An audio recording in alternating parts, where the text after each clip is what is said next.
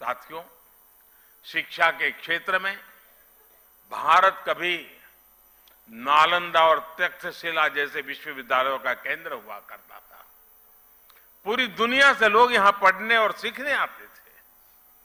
अगर हमें भारत के वैभव को वापस लाना है तो हमें शिक्षा के उस गौरव को भी वापस लाना होगा।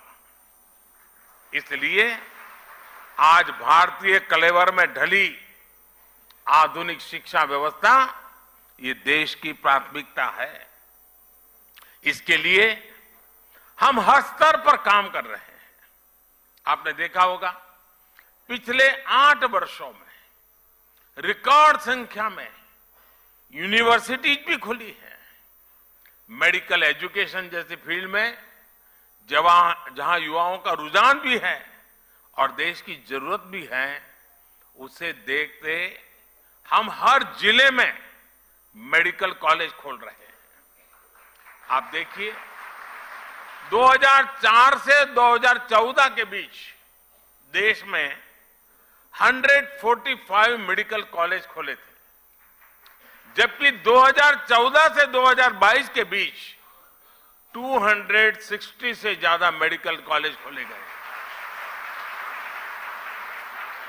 बीते 8 वर्षों में देश में, और एक खुशी की बात है, देश में हर सप्ताह एवरी वीक एक यूनिवर्सिटी और 2 कॉलेज खुले हैं। Every week. ये स्पीड और स्केल इस बात के गवाह है कि भारत उस युवा पीढ़ी का पुल बनने जा रहा है जो विश्व के भविष्य को दिशा देगी। साथियों, महात्मा गांधी कहते थे कि शिक्षा हमारे आसपास की परिस्थितियों के अनुकूल होनी चाहिए, तभी उसकी सार्थकता बनी रह सकती है। इसलिए देश ने शिक्षा व्यवस्था में एक और अहम बदलाव किया है। ये बदलाव है एजुकेशन सिस्टम में स्थानीय भाषा को महत्व देना। अब हम देख रहे थे सारा गुजराती में जिस प्रकार से कविता के माध्यम से जीवन के मूल्यों की चर्चा हमारे साथियों ने की।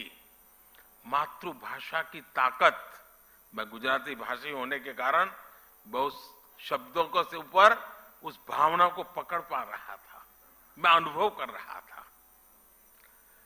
साथियों, गुलामी के समय अंग्रेजों ने इंग्लिश को ही शिक्षा का एक पैमाना बना दिया था। दुर्भाग्य से आजादी के बाद भी हम उस हीन भावना को ढोते रहे।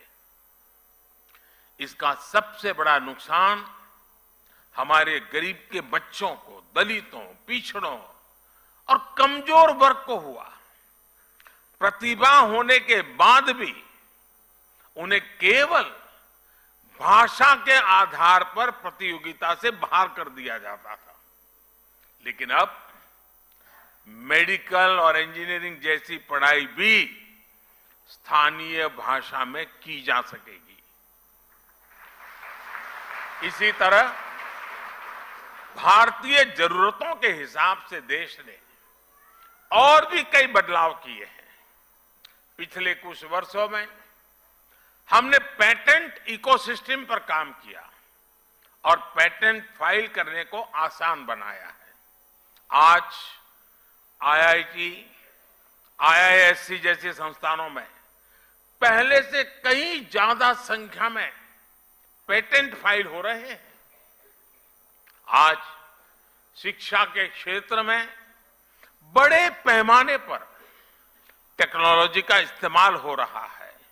इसलिए स्कूलों में लर्निंग टूल का उपयोग होने लगा है। अब युवाओं को किताबी ज्ञान के साथ ही स्किल, टेक्नोलॉजी और इनोवेशन के लिए तैयार किया जा रहा है। इससे हमारे युवा रियल वर्ल्ड के प्रॉब्लम के लिए तैयार हो रहे हैं उनके सॉल्यूशंस खोज रहे हैं।